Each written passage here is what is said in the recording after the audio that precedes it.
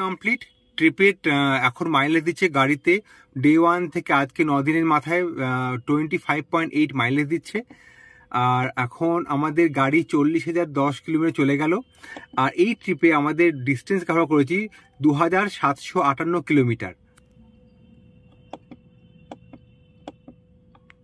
আমাদের trip start করেছিলাম 9 তারিখ, মানে 9 জুলাই। তো স্টার্ট করে প্রথম দিন আমার রাত্রি 10টা স্টার্ট করেছিলাম জার্নি। আমরা প্রথম দিন গিয়েছিলাম গোপালপুরে স্টে করলাম। গোপালপুর থেকে তারপরের দিন গেলাম ভাইজ্যাক স্টে করলাম। তারপরের দিন গেলাম হচ্ছে আরাকুতে স্টে করলাম। তারপরের দিন গেলাম হচ্ছে দেওমালি হিলটপ, ওখানে স্টে করলাম।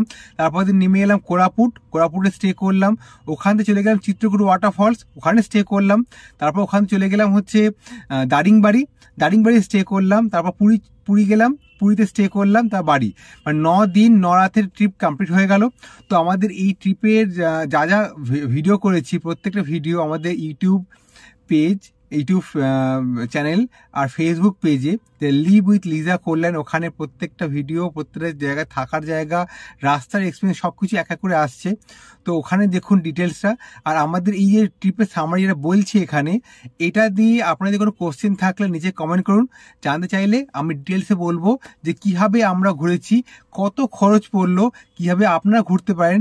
আমরা বাইরে নিজের গাড়ি নিয়ে ঘুরেছি, নিজের গাড়ি নিয়ে ঘোরা যায় কি না, আর প্রাইভেট গাড়িতে ঘুরলে যদি তাহলে কত খরচ পড়তে হয়, সব যদি দেখেন তাহলে এখানে মোটামুটি আপনাদের খরচ সম্বন্ধে আর থাকার জায়গা সম্বন্ধে আইডিয়া হয়ে যাবে।